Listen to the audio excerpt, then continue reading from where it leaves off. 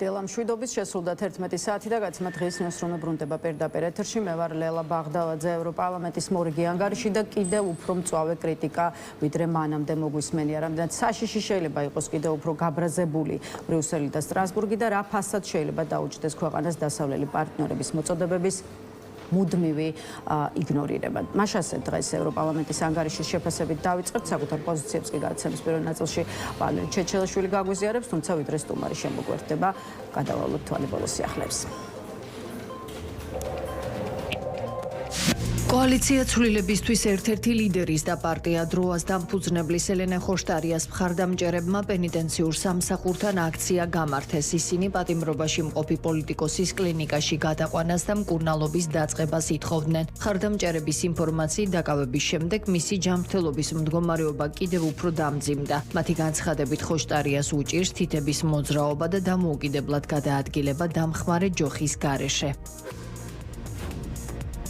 საქართველოს რკინიგზის საქმეზე დაკავებულ 6 პირს აღკვეთის ღონისძიების სახით პატიმრობა შეეფარდა ყოფილ გენერალურ დირექტორს დავით ფერაძეს და ერთ პირს დაუსწრებლად. გადაწყვეტილება თბილისის საქალაქო სასამართლოს მოსამართლე მეკა ბარბაკაძემ მიიღო. წინა სასამართლოს ხდომა 10 აგვისტოს 12 საათზე გაიმართება. შინაგან საქმეთა სამინისტროს ცენტრალური კრიმინალური პოლიციის დეპარტამენტის აჭარის მთავარი სამმართველოს თანამშრომლებმა ბათუმში ინტერპოლის წითელი ცირკულარი ძებნილი თურქეთის რესპუბლიკის მოქალაქე დააკავეს. დაკავებული თურქეთის სამართალდამცავი ორგანოების მოთხოვნის საფუძველზე სხვადასხვა მძიმე დანაშაულისთვის იძებნებოდა.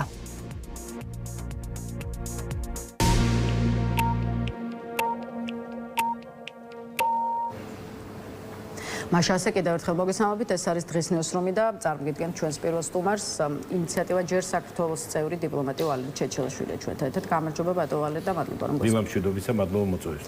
ბატონ ვალერი, აი დავიწყოთ საქართველოსა და მსოფლიოში მიმდინარე პროცესების შეფასება. პირველ რიგში კი ჩვენი ქვეყანა და ანგარიში, რომელიც საქართველოში შექმნილ ვითარებასთან დაკავშირებით ევროპარლამენტმა გუშინ მიიღო, ევროპელი პარტნიორების მხრიდან ქართული ოცნების კრიტიკა ახალი არ არის და კარგახანია ისმის, თუმცა ასეთი მწვავე, როგორც ამბობენ, აქამდე არაფერი მოგვისმენია, ისე როგორც ძალიან მოცულობითია გუშინ დამტკიცებული დოკუმენტი, ის 55 პუნქტისგან შედგება, თითოეულ მათგანში კი არის უკიდურესად კრიტიკულად შეფასებული ქართული ოცნების საშინაო თუ საგარეო პოლიტიკა. ევროპარლამენტი მმართველ პარტიას უგზავნის არაერთ მესიჯს, რომელთა შორისაც ერთ-ერთი მთავარია ის, რომ აღნიშნული ევროპული ინსტიტუტი დღევანდელ ხელისუფლებას ისევ დე-ფაქტოს უწოდებს და აცხადებს, რომ ინარჩუნებენ პოზიციებს საქართველოს პარლამენტისა და მის მიერ დანიშნული პრეზიდენტის ლეგიტიმურობის არაღიარების შესახებ. აი რა იყო ის, რაც გუშინ სტრასბურგში ევროპარლამენტის ხდომაზე მოვისმენეთ და ვნახეთ, რა განსხვავება ახალ ანგარიშს და აქამდე მიღებულ ანგარიშებს შორის და საერთო ჯამში რა ფაზაზე თუ ფაზაში გადადის ევროპულ ინსტიტუტებსა და ქართულ ოცნებას შორის ურთიერთობა.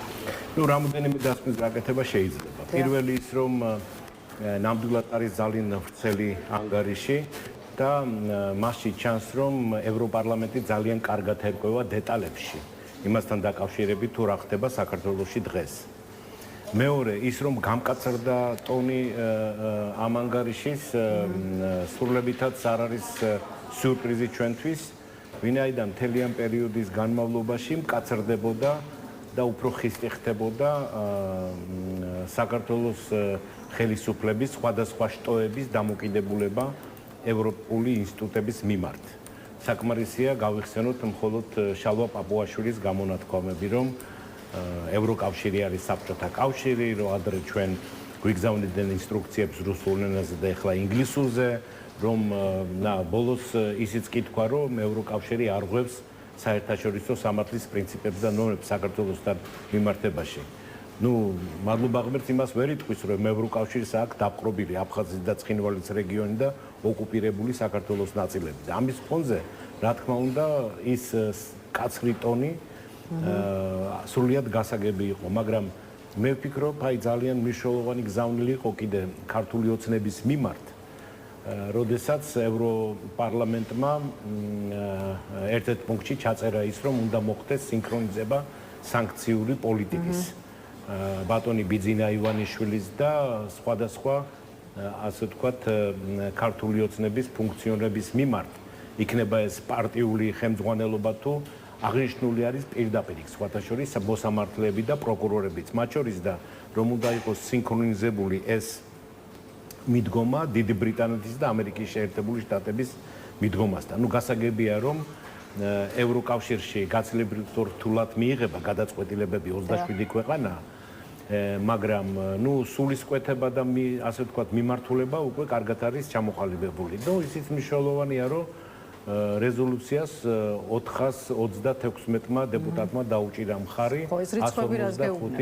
ეს მეუნება იმას, რომ არის ძალიან მყარი უმრავლესობა ჩამოყალიბებული ამ მიდგომების მხარდასაჭერად და ისიც არის აღსანიშნავი, რომ აგრძელებს ევროპარლამენტი იმის ხაზგასმას, რომ მთავრობა არის ერთი და ხალხი არის მეორე და ხალხი. თუმცა ბატონო, რადგან აი რიცხვებამდე მივედით, 145 დეპუტატი წავიდა საქართველოს შესახებ ანგარიშის წინააღმდეგ. ახლა უკვე ამაზეც გითხარით, აი ერთი არასაჩვენებს თანაფარდობა, თუმცა ასევე საინტერესოა ის 145 ევროპარლამენტარი ვინ არის და რა პოლიტიკურ ჯგუფებს წარმოადგენენ პირები, რომლებიც ქართული ოცნების შესახებ მწვავე ანგარიშს არ შეუერთდნენ. ანუ რა კატეგორიის, ასე ვთქვათ, მხარდამჭერები დარჩა და ჰყავს ქართულ ოცნებას დღეს და დღეისთვის ევროსტრუქტურებში. ნუ მე ვფიქრობ, ეს ძირითადად არის დაკავშირებული საკუთრივ საქართველოს მხარდაჭერასთან.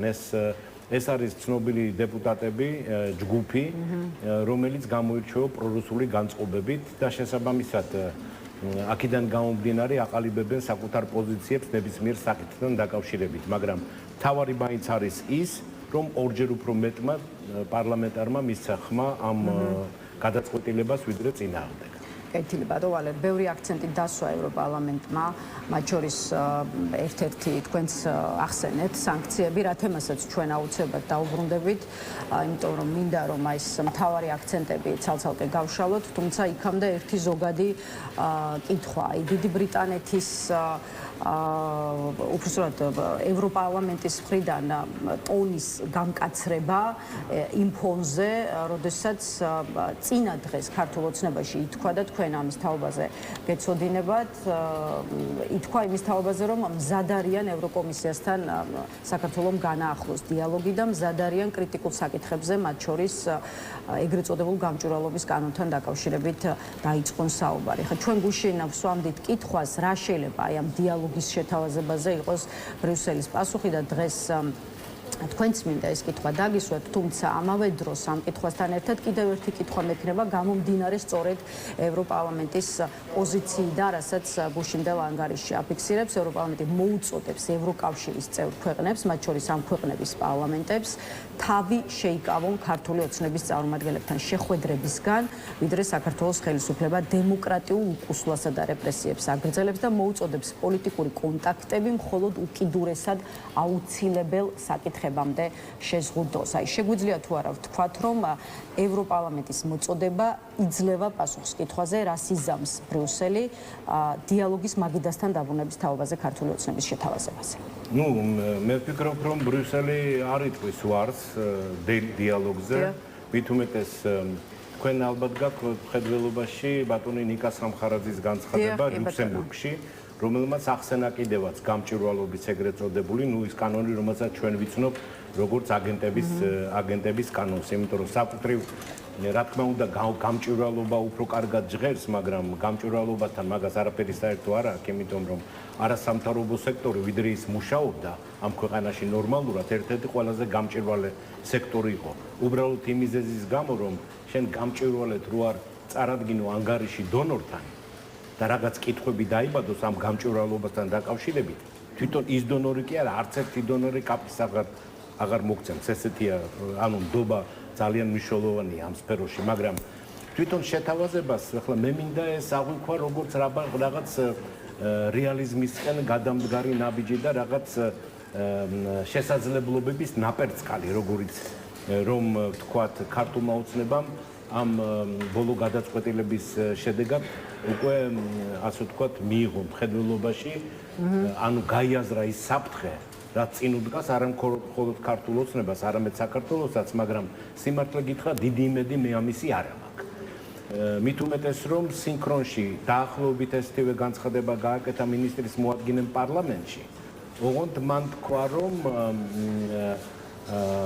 ჩვენ მზად ვართ მოლაპარაკებისთვის, მაგრამ ყველა ის კანონი, რომელიც იყო მიღებული, მიგვაჩნია, ეს იყო მინისტრის მოადგილის განცხადება, კანონებად, რომელიც სულ თანხმდროში ადამიანის უფლებებთან გააძლიერა ადამიანის უფლებები. ხო, ანუ ეხლა ეს ისე ძალიან სუსტი პოზიციაა რა, იმიტომ რომ ეხლა ეს კანონებს არანაირი ასე ვთქვათ კავშირი არ აქვს ადამიანის უფლებებთან. ნუ მაგალითად, როგორ შეიძლება ჩაითვალოს ადამიანის უფლებებად ის კანონი, რომელიც ართმევს ხმის მიცემის საშუალებას.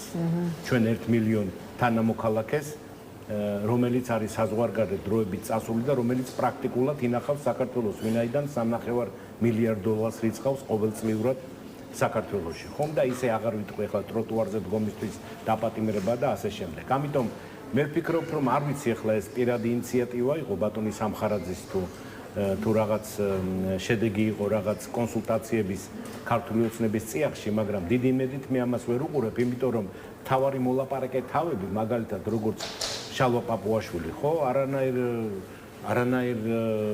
არანაირი ოპტიმიზმის საშუალება ჩვენ არ გვაძლევს. მე ვფიქრობ, ის იმდენად ღრმად არის შესული ჩიხში ჩვენი ურთიერთობები ევროკავშირთან, რომ ერთადერთი თუ რაღაც ურთიერთობების გამოსწორება დაიწყო ამერიკის შეერთებულ შტატებთან, ამის შემდგომ შესაძლოა ევროპასთანაც რაღაცა გამოსწორდება, ვიდრე მანამდე არ მგონია. კეთილი, რაც შეეხება სანქციებს, ბატონ ვალერ, რა თემასაც თქვენ წეღან შეეხეთ. უკიდურესად მწვავე შეფასებების გარდა ევროპარლამენტის ახალ ანგარიშში, აი სწორედ ბიძინა ივანიშვილისა და ქართული ოცნების სხვა მაღალჩინოსნების, ასევე მოსამართლეების, პროკურორების, სხვა თანამდებობის პირების დასანქცირების მნიშვნელობაზეა საუბარი. უფრო კონკრეტულად კი ევროპარლამენტი მოუწოდებს ევროკავშირს გაყინოს ბიძინა ივანიშვილის აქტივები და ამ საკითხზე ითანამშრომლოს გაერთიანებულ სამეფოსა და ამერიკის შეერთებულ შტატებთან. ევროპარლამენტი მიიჩნევს, რომ მიზანმიმართული პერსონალური სანქციები დაუსჯელობის წინააღმდეგ მნიშვნელოვანი ინსტრუმენტი იქნება. აი, რამდენად მარტივი ან რთული შეიძლება იყოს ევროკავშირის ფარგლებში ამ თემას მიეცეს მსვლელობა და როგორია ამის პერსპექტივა მეორე მხრივ დიდ ბრიტანეთსა და ამერიკის შეერთებულ შტატებშიც, იმიტომ რომ აი როგორც ხედავთ, ამ ქვეყნებთან მუშაობის დაწყებისკენაც მოუწოდებს ევროპარლამენტი ევროკავშირს. დიახ, ნუ ეს უბრალოდ იმიტომ რომ ამ მიმართულებით ამერიკის შეერთებულ შტატებს და დიდ ბრიტანეთს გადადგმული აქვს შესაბამისი ნაბიჯები უკვე. დიახ, ხნახსენებია კონკრეტულად ბატონი ბიძინა ივანიშვილი, მთელი რიგი ინსტიტუციები, მაგალითად მოსამართლეები და პროკურორები და ასე შემდეგ. ნუ ეს არის უკვე ძალიან კონკრეტული ქმედებისკენ მოწოდება ევროკომისიისთვის. ეხლა ვიდრე ორბანი იყო უნგრეთის პრემიერ-მინისტრი, რა თქმა უნდა, ის ძალიან თანმიმდევრულად იცავდა ქართული ოცნების წარმოადგენელთა ინტერესებს და ბლოკავდა ნებისმიერ გადაწყვეტილებას. ეხლა შეიძლება ვინმე თქვას, რომ ეს შეიძლება იყოს სლოვაკეთი ან ჩეხეთი, მაგრამ მე ვფიქრობ, რომ ასეთი პრინციპულობით, ასე ვთქვათ, ბჭყალებში, ხო, ამ საკითხის მიმართ ეს ორი ქვეყანა არ გამოირჩევა, გაცილებით უფრო მეტად მათ სჭირდებათ იყვნენ ნაწილი ევროპული სოლიდარობის, აქედან გამომდინარე ყველა შედეგი ამ კონკრეტული ქვეყნებისთვის. მათ შორის ეკონომიკური სარგებლიანობის პრინციპიდან გამომდინარე. შესაბამისად, მე ვფიქრობ, რომ ეხლა გაცილებით უფრო რეალისტურად დგას ეს საფრთხე ქართული ოცნების წევრების მიმართ ამ სანქციების დაწესების. რომ ევროკავშირის ფარგლებში თუ ამავე დროს ამერიკის შეერთებული შტატების მხრიდან, მაგალითად, ახლა დიდი ბრიტანეთისგან სანქციები რამდენჯერმე უკვე ვნახეთ, შეიძლება ითქვას, რომ ის ქართული ოცნებასთან დაკავშირებული პირების თუ ორგანიზაციების დასანქცირების თვალსაზრისით გაცილებით ისეთი აქტიური და ეფექტურია ვიდრე ევროკავშირი, თუმცა საინტერესოა რა სიზამს ოფიციალური ვაშინგტონი. ახლა ბაიდენის ადმინისტრაციის დროს დაწესებული სანქციები კი გვახსოვს, მაგრამ როგორ ფიქრობთ, რა იქნება უკვე ტრამპის ადმინისტრაციის პირობებში, მით უფრო იმ ფონზე, როდესაც სხვა შორის მოხშირდა განცხადებები იმასთან დაკავშირებით, რომ ქართულ ოცნებას უჭირს დალაგება ოფიციალურ ვაშინგტონთან. ყოველ შემთხვევაში ამ ეტაპზე, როგორც ხედავთ, ვაშინგტონის მოწოდებების გაზიარებას მაინდა-მაინც არ უნდა აპირებდეს ქართული ოცნება და აგერ პირიქით, მაგალითად, ჩინეთთან ურთიერთობებს კიდევ უფრო აღრმავებს, არათუ ვთქვათ, პოლიტიკური ურთიერთობების დისტანცირებას ახდენს პეკინისგან. შესაბამისად, რას უნდა ველოდოთ ვაშინგტონის მხრიდან, როცა საქმე ეხება სანქციებს ბიძინა ივანიშვილის თუ ზოგადად ქართულ ოცნებასთან ხარებასთან დაკავშირებულ პირებთან მიმართებით. ხო, ну, რაც შეეხება ამერიკელებთან ურთიერთობებს, გაჩნდა იმის იმედი, რომ წინ წავიდოდა ახლა ქართული ოცნება ამ შემთხვევაში მე არ მადარდებს, მაგრამ ძალიან მნიშვნელოვანია, რომ ჩვენ დაუბრუნდეთ ჩვენ თავარ სტრატეგიულ პარტნიორთან ნორმალურ როგორც დასაწყისში ურთიერთობებს. და თითქოს და ამისკენ ნაბიჯები იდგმებოდა, მაგრამ ну ძალიან უხეში შეცდომა იქნა და არ ვიცი გააზრებულად თუ რაღაც ემოციურ ნიადაგზე, მაგრამ ძალიან უხეში შეცდომა იქნა დაშვებული ამერიკელებთან მიმართებაში. მე გულისხმობ იმ კონკრეტულ განცხადებას ბატონი ირაკლი კობახიძის, რომელმაც ტყუილში დაადანაშაულა პრაქტიკულად ამერიკის შეერთებული შტატები და მე ამას მოაყოლა სტრატეგიული პარტნიორობის შემდეგი ფაზის გამოცხადება ირანთან, ეს დაუპირისპირა ჩვენ სტრატეგიულ თანამშრომლობას ამერიკის შეერთებულ შტატებთან, გამოაცხადა თანამშრომლობა ამერიკელებთან ფარატინა ქახალდად, რომელმაც არაფერი არ მოუტანა საქართველოს, რაც არის უბრალოდ ძალიან დიდი ტყუილი და უმადურობა, ვინაიდან ძალიან კარგად გვახსოვს ჩვენ 6 მილიარდი დოლარი მხარდაჭერა თვლის და აღჭურვის პროგრამა საერთოდ სამხედროების მიმართ ძალიან სერიოზული თანხები და ინსტიტუციონალური მხარდაჭერა ჩვენი ამერიკელი მეგობრების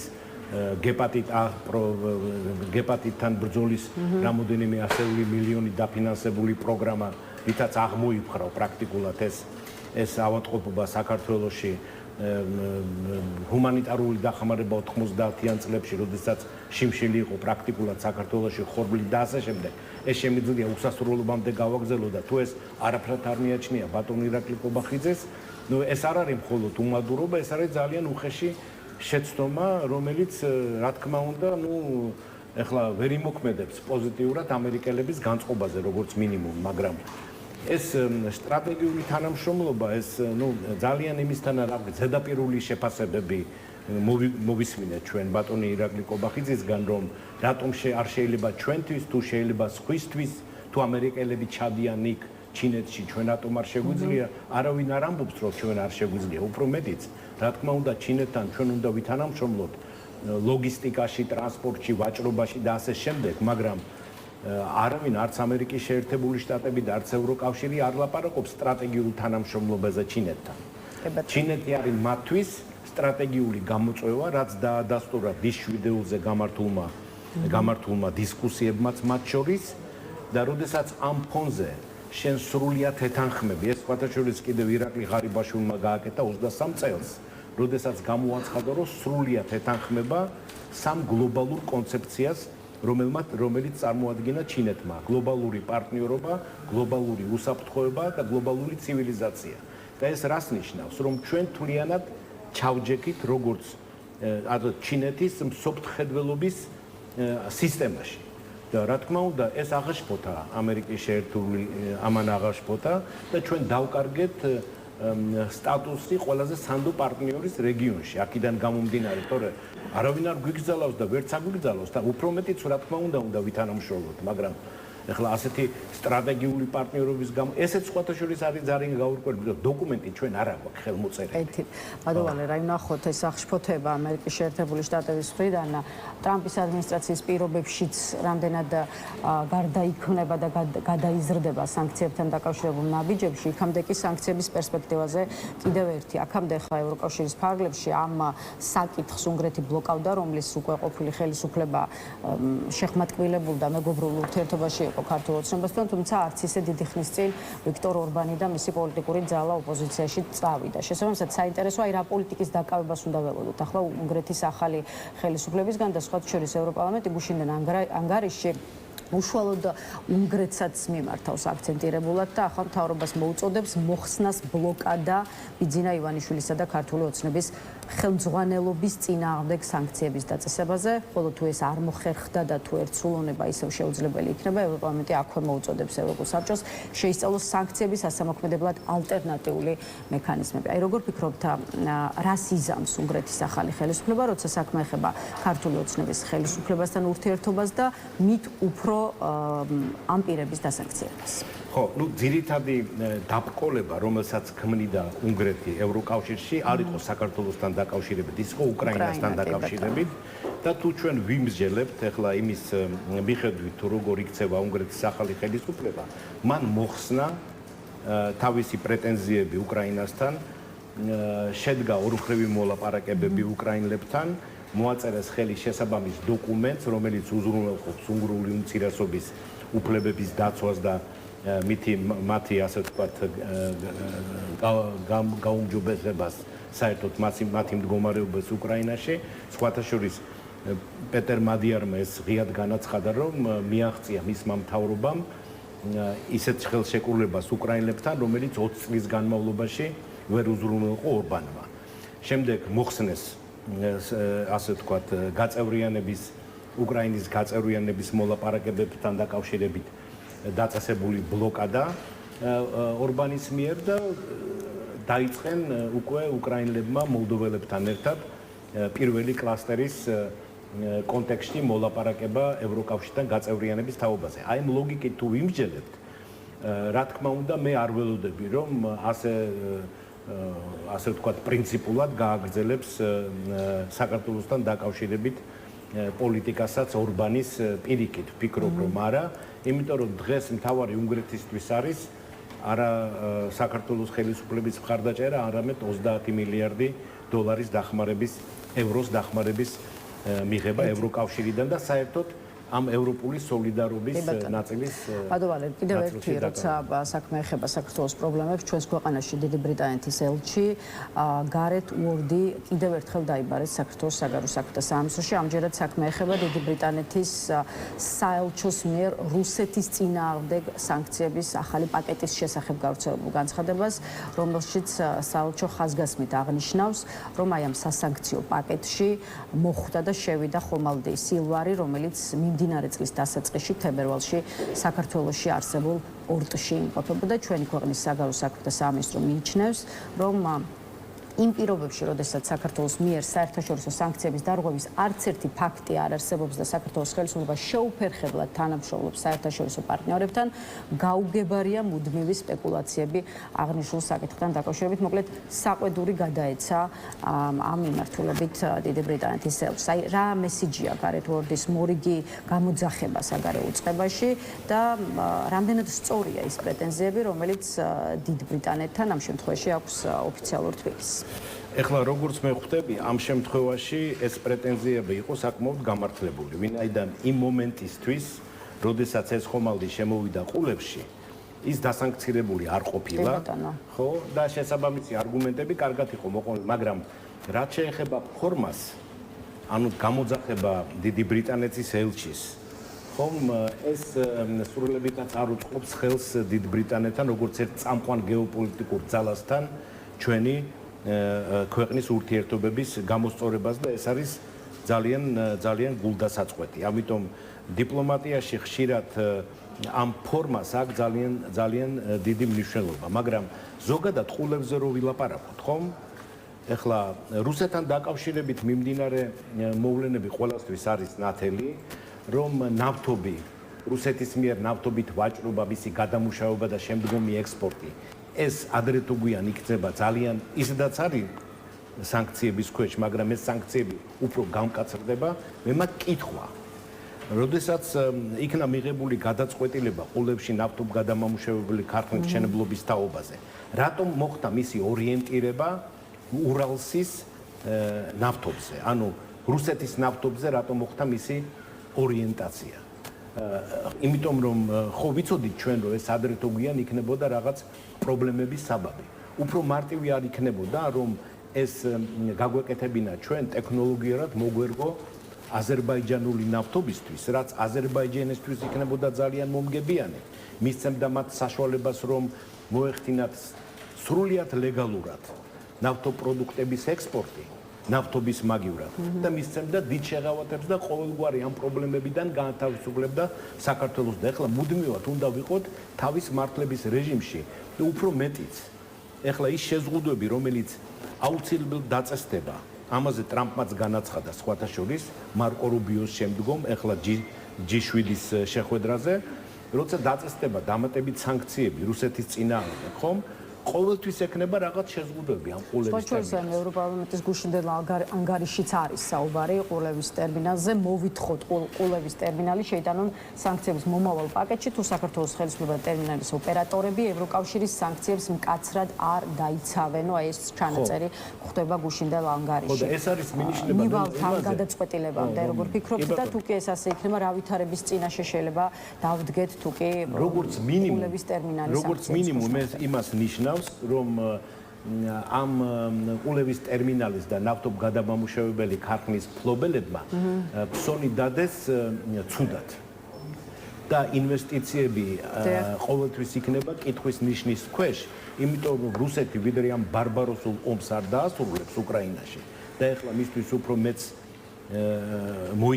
მეტად მოიცლიან დიდი შვიდეულის ქვეყნები, რა თქმა უნდა, ამერიკელების ჩაფლით, ყოველთვის ექნება ამგვარი პრობლემები და შესაბამისად მისი მომგებიანობა, რენტაბელურობა და ასე შემდეგ დადგება კითხვის ნიშნის ქვეშ. აი ეს თავი რატო აიტკიეს ინვესტორებმა არ მესმის, როდესაც შეიძლება გაცილებით უფრო ჯანსაღი თანამშრომლობის სქემა ჩამოაყალიბებინათ აზერბაიჯანელებთან. ეთილი. Ado Valera, ბევრი დრო არ დაგვჭირდა, ამიტომ მოდით გადავიდეთ მსოფლიო პოლიტიკაზეც და ახლა ამერიკა-ირანის კონფლიქტზე გითხარით, როგორც ხარები გვეუბნებიან, ომი დასრულდა, მეტიც დონალდ ტრამპმა ამერიკა-ირანის ურთიერთგაგების მემორანდუმს გუშინ უკვე ხელი მოაწერა, ხელმოწერა შედგა გუშინ საღამოს ვერსალის სასახლეში, ხელმოწერილი შეთანხმების ფოტო ვაშინგტონმა ირანს გაუგზავნა, თეირანის მხრიდან კი ამ დოკუმენტს შეუერთდა ირანის პრეზიდენტი, შეთანხმების ოფიციალურად დადასტურება უკვე ხვალ იგეგმება შვეიცარიაში. Აი მედით ამერიკა-ირანის ურთიერთგაგების მემორანდუმის ტექსტიც ვრცელდება, რომელიც 14 პუნქტისგან შედგება. გითხარით, რამდენად სამართლიანია ის პირობები, რომელზეც ეს ორი ქვეყანა შეთანხმდა და რამდენად არის პასუხი კითხვაზე, ყავს თუ არა ირან-ამერიკის კონფლიქტს კონკრეტული გამარჯვებული? მე ვფიქრობ, გამარჯვებული ამ შემთხვევაში არის უკრაინა. იმიტომ რომ ეხლა მთლიანად ყურადღება ამერიკის შეერთებული შტატების გადაერთვება უკრაინაზე და ეს გამოჩნდა სხვათა შორის დიდი შვიდეულის განცხადებაზე, რომელიც გეოპოლიტიკურ საკითხებს ეხება, სპეციალური განცხადება და სამი ასე ვთქვათ ნაწილისგან შედგება უკრაინა, ახლო აღმოსავლეთი და ჩინეთის ირგვლივ და ტაივანის ირგვლივ საკითხებს უკავშირდება.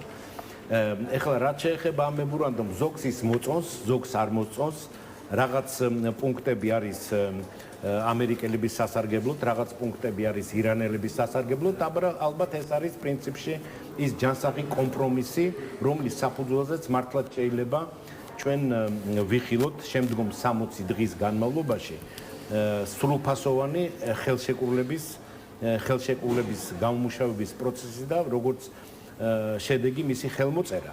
მე მაგალითად ვფიქრობ მაინც რომ მე ვარაუდობდი რომ ირანელების მიმართ უფრო ხისტი ხელშეკრულება იქნებოდა ეს მემორანდუმი. მაგრამ ნუ რამდენად მდგრადია ეს ვნახოთ, ყოველ შემთხვევაში ძალიან ნათლად განაცხადა ხელმოწერის შემდგომ ამერიკის პრეზიდენტმა, რომ თუ 60 დღეში ჩვენ ვერ მივაღწევთ სასურველ შედეგს, ჩვენ გავაგრძელებთ შეტევებს ირანზეო და მე ვფიქრობ ეს ისე როგორც ირანის მხარე ამბობს, რომ თუ ამერიკა არ შეასრულებს თავის ვალდებულებებს, ირანიც არ შეასრულებს. ანუ რისკი იმის, რომ კონფლიქტმა თავიდან არის, მაგრამ აქ ასე ვთქვათ, ყველა უპირატესობა არის ამერიკელების მხარეზე, ნუ შესაბამისი ასე ვთქვათ, გასაგები მიზეზების და გამო, რასაც ემატება ახლა ძალიან მნიშვნელოვანი ფაქტორი, ეს არის რასაც მაკრონმა უწოდა სტრატეგიული გამოფხიზლება და ამ სტრატეგიული გამოფხიზლება მან იხმარა ეს ტერმინი უკრაინასთან მიმართებაში, მაგრამ მე ვფიქრობ, ამის ნაწილი არის აგრეთვე ხელახალ საფუძველზე ახალი ხარისხის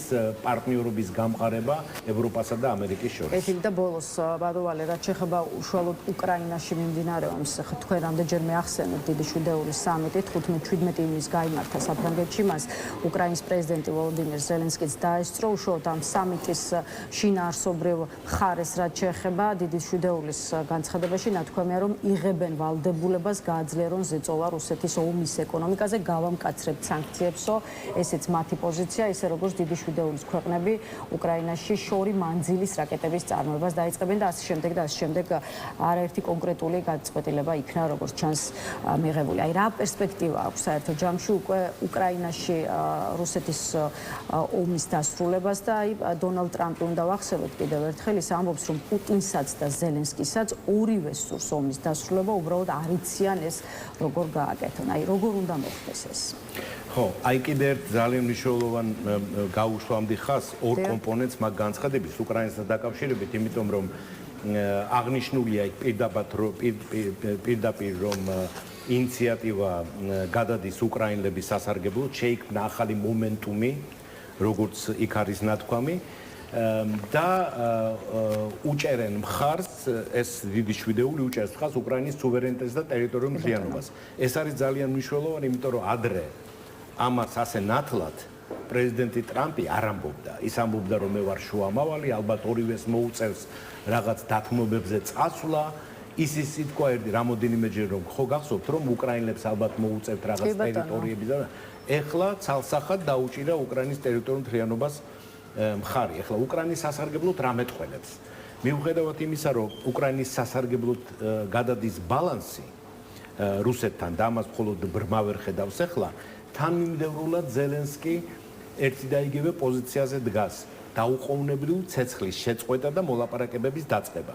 ეს მიუხედავად იმისა, რომ as რაღაც ბოლო პერიოდში რაღაც ბარბაროსული ქმედებები ჩაიდინა რუსეთმა კიევო-პეჩერსკი ლავრას გულისხმობ ამ შემთხვევაში რის ფოტოებმა ძალიან დიდი შთაბეჭდილება მოახდინა ტრამპზე, როგორც ამბობენ, პირადი შეხვედრის დროს ზელენსკიმ ხო მოუყვა საერთოდ ფრონტზე არსებული ვითარება და შემდეგ ეს ფოტოებიც და ამის შედეგად ესე იგი ჩვენ ვიღებთ ახალ ვითარებას. ტერიტორიული მთლიანობა, რაც უნდა ეფუძნებოდეს, რა თქმა უნდა, ცეცხლის შეწყვეტის პრინციპულ გადაწყვეტილებას პირველ რიგში. მაგრამ აი ამ კონტექსტში უკვე ის რომ ამერიკელები უფრო თანმიმდევრულად და პრინციპულად უერთებიან ევროპის პოზიციას უკრაინის მხარდაჭერის თვალსაზრისით, ამას იქნება გადამწყვეტი მნიშვნელობა. მადლობა ბატონ ვალერ სტუმრობისთვის და თქვენი პოზიციების გაზიარებისთვის, როგორც საქართველოში მიმდინარე პროცესების, ისე გლობალური პერიპეტიების შესახებ. დღეს ამით დაგემშვიდობებით, ვალერი ჩეჩელაშვილი პასუხობდა ჩვენს კითხვებს. ახლა რეკლამის შემდეგ კიდევ ერთი სტუმარი გვერდება, ასე რომ დაგვაოდით.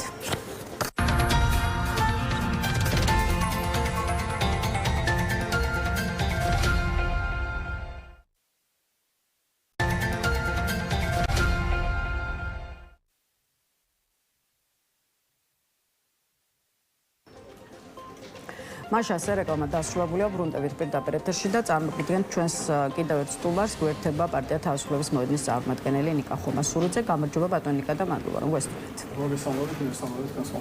ბატონ ნიკა, ევროპარლამენტმა საქართველოში შექმნილ ვითარებასთან დაკავშირებით მორიგი ანგარიში მიიღო, როგორც პოლიტიკოსები და ანალიტიკოსები მიიჩნევენ, კიდევ უფრო მძიმე და მწვავე ვიდრე აქამდე მომხდარა, ამიტომ მოდით იმ შეფასებით დავიწყოთ, რაც სწორედ ევროპული ინსტიტუტისგან მოვისმენთ და ვიდრე კითხვას დაგისვათ, აი მოკლედ მინდა გავაცნოთ მაყურებლებს ანგარიში დაფიქსირებული რამდენიმე ძირითადი ჩანაწერი, ვინ არჩუნებთ პოზიციებს საქართველოს პარლამენტისა და მის მიერ დანიშნული პრეზიდენტის ლეგიტიმურობის არაღიარების შესახებ მოუწოდებთ წევრ ქვეყნებს თავი შეიკავონ ქართულ ოცნებასთან შეხვედრებისგან, ვიდრე რეპრესიებს აგრძელებს, მოვითხოვთ პოლიტიკური ნიშნით დაკავებული ყველაფერის უპირობო გათავისუფლებას, მოუწოდებთ ევროკავშირს გაყინოს ბიძინა ივანიშვილის აქტივები და ამ საკითხზე ითანამშრომლოს გაერთიანებულ სამეფოსა და ამერიკის შეერთებულ შტატებთან ევროკავშირისა და მისი წევრი სახელმწიფოების მიერ ბიძინა ივანიშვილის ქართული ოცნების ლიდერების, მოსამართლეების, პროკურორებისა და სხვა თანამდებობის პირების წინააღმდეგ დაწესებული მიზანმიმართული პერსონალური სანქციები დაუსჯელობის წინააღმდეგ მნიშვნელოვანი ინსტრუმენტი იქნება და ასე შემდეგ ეს მოკლედ, რა თქმა უნდა, იმ აქცენტების შესახებ იმ ძალიან მოცულობითი ანგარიში და რომელიც ევროპარლამენტმა მიიღო. არის თუ არა ევროპარლამენტარების და ზოგადად ევროპარლამენტის ტონი და მესიჯები კიდევ უფრო მკაცრი ვიდრე მანამდე და რას შეიძლება პრაქტიკაში ნიშნავდეს ქართულ ოცნებაზე კიდევ უფრო გაბრაზებული ევროპული სტრუქტურების არსებობა. რა თქმა უნდა, აუცილებელია თავიდანვე აღოჩინოთ, რომ ეს რეზოლუცია, რომელიც კრიტიკულად მნიშვნელოვანია ქართული საზოგადოებისთვის, მიღებულია ევროპარლამენტის მიერ 426 ხმით.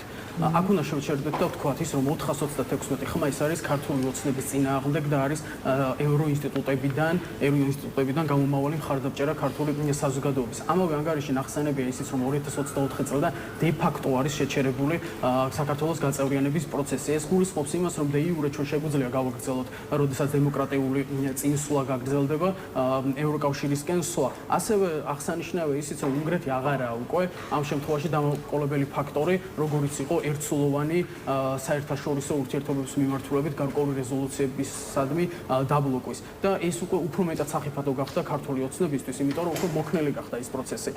რაც შეეხება მიზნობრივ საქციებს, რომელიც თქვენ ახსენეთ, მოიცავს როგორც ბიზნა ივანიშვილის დასანქცირებას, მისი ოჯახის წევრების, ასევე მისი კომპანიების სანქცირებასაც და მნიშვნელოვანია ის პუნქტიც, რომ მოუწოდებს ევროპარლამენტი ევროკავშირს და ასევე ევროკავშირის წევრ ქვეყნებს ეროვნულ დონეზე დაუწესო საქციები დანარჩენ მაღალჩინოსნებს, როგორც მოსამართლეებს, ასევე პროკურორებს. ეს არის სიგნალი იმისკენ, რომ ქართული ოცნება აუცილებელია მოიგოს გონს წინააღმდეგ შემთხვევაში არ დარჩება ამ სანქციების რადარზე ქართული ოცნების არც ერთი დანაშაულებრივი წევრი, რომელსაც არ შეეხება ეს სანქციები და ერთ-ერთი მუხლი, რომელიც ახსენეთ იყო ლეგიტიმაციასთან მიმართებით და სხვა შორის უნდა შეგახსენოთ, რომ ქართულმა ოცნებამ მიიღო სისხლის სამართლის კოდექსში ჩასწორება 316 მუხლის სახით, რომელიც გულისხმობდა არაღიარების დასჯას, ხო? საჯარო მოწოდებით არაღიარების დასჯას. ეხლა მაშინ უნდა სდიონ ევროპარლამენტარებს უკვე ამ მუხლით, რადგან რეზოლუციაში პირდაპირ მოწოდებულია, რომ არ უნდა აღიარონ ეს უდიპლომო პრეზიდენტი და ამასთან ერთად შეიძლება ასეც მოხდეს, მე მგონი იდეა და ინიციატივა მიეწოდეთ. არ გამოვრიცხავ. საქართველოს პარლამენტის თავმჯდომარეს თუ არა უმრავლესობის წარმომადგენლებს.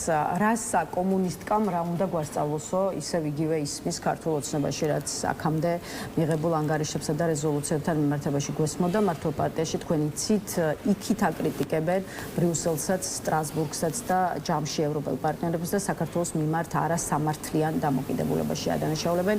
რა ისა, რას ჩაწერს ანგარიშებში, არ გვაინტერესებს, ჩვენთვის უინტერესოა გუშინ სწორედ ეს განცხადება გაკეთდა ქართულ ოცნებაში. სანამდე შეიძლება ქვეყანაც და მათ შორის უშუალოდ ქართული ოცნებაც მიიყვანოს აი ამ დასავლელი პარტნიორების მოწოდებების მუდმივმა იგნორირებამ და ანგარიშების თაროზე შემოდება. აქვე უნდა აღვნიშნოთ, რომ წარმომიდგენია რატომ არიან ქართული ოცნების რიგითი წევრები ასეთი აგრესიულები, იმიტომ რომ მათ უწევთ ყოველდღიურად ურთიერთსაწინააღმდეგო მოსაზრებების და ორპირი განცხადებების გამართლება და დაცვა. ამ განცხადებასთან ერთად ჩავლო პაპუაშვილის განცხადებაც იყო და ნიკოლოზ სამხარაძეს განცხადებაც იყო, რომელიც საერთოდ ურთიერთსაწინააღმდეგო იყო ერთმანეთისგან. მაგალითად, შარლო პაპუაშვილის იმ ვრცელ განცხადებაში ნათქვამი იყო ისიც, რომ მაგალითად თურმე ევროკავშირის წევრობა იგივეა, რაც საბჭოთა კავშირის წევრობა 70 წლიანი გამოცდილება გვაქვს უკვე ამისო და გაიგივა ერთმანეთთან ის პერიოდი, როცა საბჭოთა კავშირმა დაიპყრო რეალურად საქართველოს, განადგურა ენა, კულტურა, რელიგია, 1305 ეკლესია ტაძარი დაანგრია, 4300-ზე მეტი მაგალითად სასულიერო პირი გადაასახლა და ევროკავშირს ადარებენ ზუსტად ამას. ეს არის ისტორიული манипуляция, ისტორიული კრეხელობა და უტიფრობაც.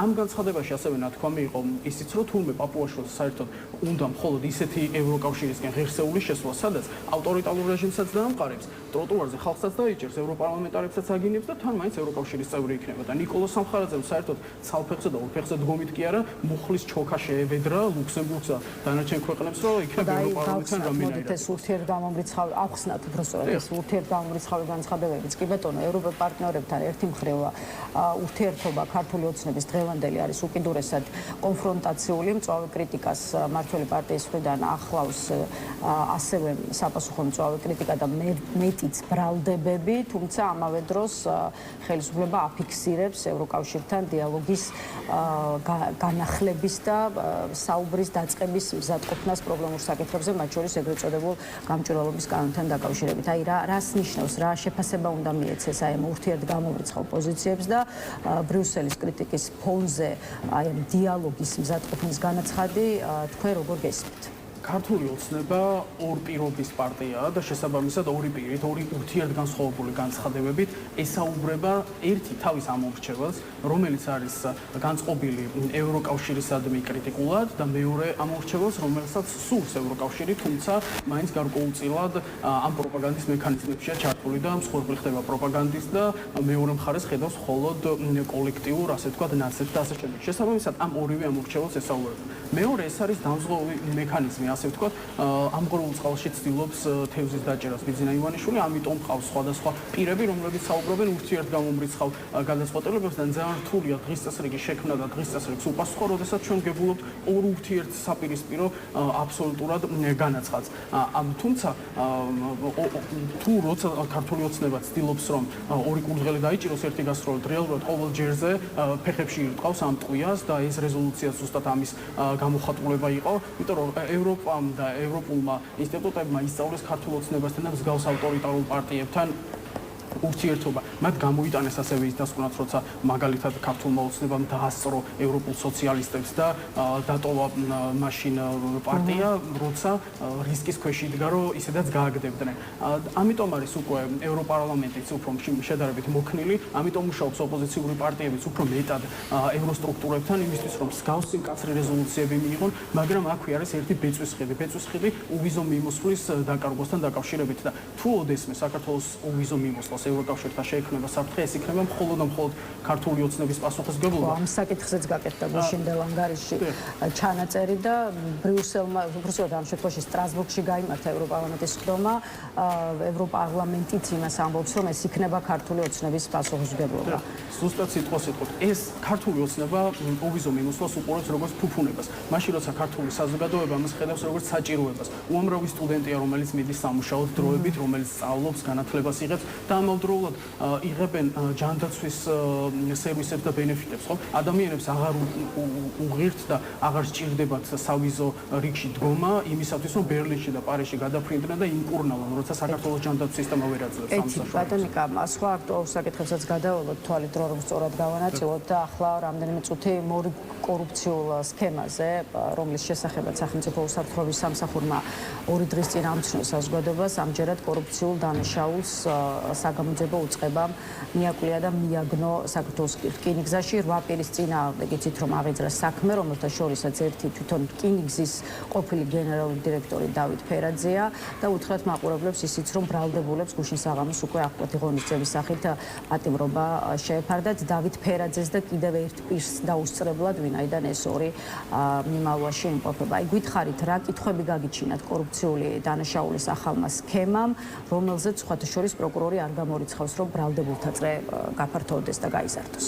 კი, პირველ რიგში პროკურორის განცხადება, რომ ბრალდებულთა წრე შეიძლება გაფართოვდეს, არის ერთადერთი ინდიკატორი იმის, რომ შიდა კლანურ დაპირისპირებაში ისევ არის ქართული ოცნება, შესაბამისად ეს არ არის სისტემური მიდგომა კორუფციის ბრძოლისთვის, ეს არის ბრძოლა უბრალოდ სკამისთვის. შიდა კლანურ დაპირისპირებაში ჩვენ ვნახეთ, რომ დაიწყო მაღალჩინოსნების დაკავებით, როგორც იყო ყოფილი პრემიერ-მინისტრი, როგორც იყო სუსის უფროსი და აი ამაზე მინდა რომ უფრო მეტად ვისაუბრო და ვის ებრძვის თუ კი ეს ყველაფერი შიდა კლანური და შიდა პარტიული ბრძოლის ესე ვთქვათ დემონსტრირება გონია. აი სწორედ მაშინ, როდესაც ეს ტრადიცია ღირსევა და ფასეულობები ქრება პარტიაში, აი ამ დროს იწყება კორუფციის ფესვგადგმა. აი ეს დაიწყო 2014 წელიდან ჯერ კიდევ, როცა RMG Gold-ის აფეთქება თქვენ გახსოვთ ალბათ, როცა საერთოდ კულტურული მემკვიდრეობის კულტურული ძეგლი აფეთქეს და რომელთაც სოფლიო რუკიდან გაქრა საქართველოს როგორც მომპოვებელი ოქროსი. უფასო სასადილოებში არსებული კორუფცია, რომელშიც ასევე ჩართული იყო რამდენიმე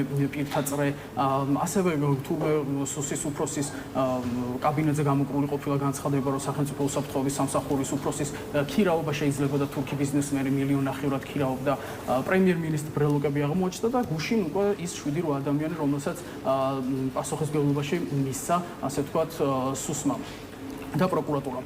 ეს არის მაშინ, როცა ღირებულებები და ფასეულობები ქრება და მთლიანად ფულის შოვნაზეა გადასული მაღალჩინოსნები, ეგრეთ წოდებული პარლამენტარები, ეგრეთ წოდებული მთავრობის წევრების უმრავლესობა 80%-ზე მეტი არის მილიონერი. მაშინ, როცა 380,000-ზე მეტი ბავშვი რეგისტრირებულია სოციალურ დაუცველთა რეესტრში, როცა 710,000 ადამიანი იღებს შემწეობას, ეს რიცხვი არის კოლოსალური. ყოველი მეხუთე არის იღებს სოციალურ შემწეობას. და აი ამ დროს ჩვენ ვიგებთ, რომ თურმე 7-8 პირმა ჯარმა 22,000 ტონა წიაღისეული მოიპარა და თან ისე მოიპარა და ისე დაამუშავა, რომ ამის მიგნება, ასე ვთქვათ, როგორც ტრეკინგს ეძახიან, შეუძლებელი იყო, რომ ზუსტი წონა თავადვე გაიგოს და შეიძლება უფრო მეტ რიცხვთანაც იყოს დაკავშირებული.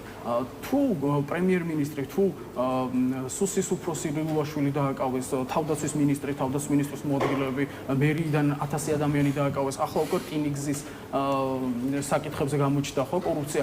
გომელაურზე რა ხდება მაშინ? ანუ გომელაური რატო არ არის ამ საკითხებში? თქვენ რა კითხვა გაქვთ, რა პასუხი გაქვთ ამ კითხვას? ამაზე პასუხი გამოჩნდება მაშინ, როდესაც გომელაურს აღმოაჩნდება ასევე მილიონები, რომელიც არ მიუტანია ბიზინა ივანიშვილთან და მაშინ გამოჩნდება ზუსტად ასევე ამ სქემაში როგორ იყო ჩართული გომელაური, ისევე როგორც არავის არ ეგონა რომ იქნებოდა ყოფილი პრემიერი დაჭერილი იყო ყოფილი თავდაცვის მინისტრი და სოციალისტ უფროსი. ბატონიკა, ბოლო კითხვა კიდევ ერთ პრობლემურ და ასეთ მნიშვნელოვან საკითხზე და ამით დავასრულოთ. აუცილებლად უნდა გკითხოთ პატიმრობაში მყოფ პოლიტიკოს ელენე ხოშტარიაზე, რომელსაც აღმოჩნდა, რომ ციხეში გაურთულდა ჯანმრთელობის მდგომარეობა. მისი თანაგუნდელების ინფორმაციით ელენე ხოშტარია ყავარჯნის საშუალებით გადაადგილდება, ვინაიდან აქვს გაუსაძლის სიტკივილები. თავის მხრივ პენიტენციური სამსახურის გენერალური დირექტორი გიორგი პატარიძე აკეთებს განცხადებას და ამბობს, რომ ელენე ხოშტარიას უკვე გაწეული აქვს კვლევის შემდგომი კონსულტაცია და დაგეგმილია შესაბამისი მკურნალობის ტაქტიკა. აი რა არის თქვენი სათქმელი ინფორმაციაზე, რომელსაც ციხიდან ვიგებთ და ზოგადად პატიმარ პოლიტიკოს ქალზე, რომელიც ამავე დროს 4 შვილის დედაა. 2022 წლიდან გამოჩნდა მიდგომა განსაკუთრებით პოლიტიკოს ქალების მიმართ, როგორ ეპყრობიან მათ წინასწარ დაკავების იზოლატორში, როგორ ეპყრობიან ციხეში, როგორ აშიშვლებენ და მოკლედ 1000 ადამიანის უფლებებთან შეუთავსებელი მოპყრობა არსებობს. უნდა აღვნიშნოთ, ელენე ხოშტარია შევიდა თავისი ფეხით ციხეში, მან პლაკატზე წარწერა გააკეთა და ისიც უნდა აღვნიშნოთ, იმ ადამიანის პლაკატზე გააკეთა წარწერა, რომელსაც ადრე თუ გვიან ისევ ქართული ოცნება მოუღებს ბოლოს და ისევ ქართული ოცნება დაიჭერს იმ ზუსტად კორუფციული კლანური მმართველობის და ცვლილების გამო. ეს ადამიანი შევიდა შედარებით, ანუ ხედავდით, რომ თავის ფეხით შევიდა და უჭირს გადაადგილება ადვოკატის ცნობით. ადვოკატის ცნობით ხედავთ იმას, რომ კვირების განმავლობაში პენიტენციური სამსახურიდან არ იღებდნენ პასუხს ადამიანის ჯანმრთელობასთან დაკავშირებით. როდესაც ადამიანის ჯანმრთელობაზეა საქმე, იქ უნდა გამოივიწყოს ყოველგვარი პოლიტიკური αφილირება, ყოველგვარი პოლიტიკური კონტექსტი. მით უმეტეს იმისა, რომ პოლიტიკური პატიმარია და რეალურად დანაშაული სახეზე არ ფიქსირდება ეს პოლიტიკური განაცხადი, რაც ელენე ხოშტარია აკეთა. ამავდროულად თუ ელენა შევიდა შედარებით ჯანმრთელი და ხედავთ, რომ უჭირს გადაადგილება, ასევე ვნახეთ მზიამაღლობელი, რომელიც შევიდა მხედველობის უნარით და ორივე თვალში მხედველობა დააკლდა და პენიტენციური სამსახური ვერ უზრუნველყოფს საერთოდ რომ შესაბამისი კურნალობა გაუწიოს. ელენე ხოშტარიას დაკავებასთან დაკავშირებით წმინდა წყლის პოლიტიკური საქმეა და ვინც კი ელენეს იცნობს, აუცილებლად უნდა იცოდეს მისი ბრძოლის მეთოდების შესახებ, რომ არასდროს ელენე თავის ჯანმრთელობაზე არ ილაპარაკებდა თუ რეალური საფრთხე არ ემუქრება მის ჯანმრთელობას. მადლობა ნიკა სტუმრობისთვის. დღეს ამით დავასრულოთ. ნიკა ხომასურიძე, პარტია თავისუფლების მოედნის წარმომადგენელი, პასუხობდა ჩვენს კითხვებს. დღეს ნესრომი ამით დასრულებულია, თუმცა დღეს ხუთშაბათია, რაც იმას ნიშნავს, რომ საღამოს ცხის ნახევარზე კიდევ ერთხელ ამჯერად უკვე თავისუფალ სტუდიაში შევხვდებით ერთმანეთს, ასე რომ მხოლოდ დროებით გამშვიდობებით.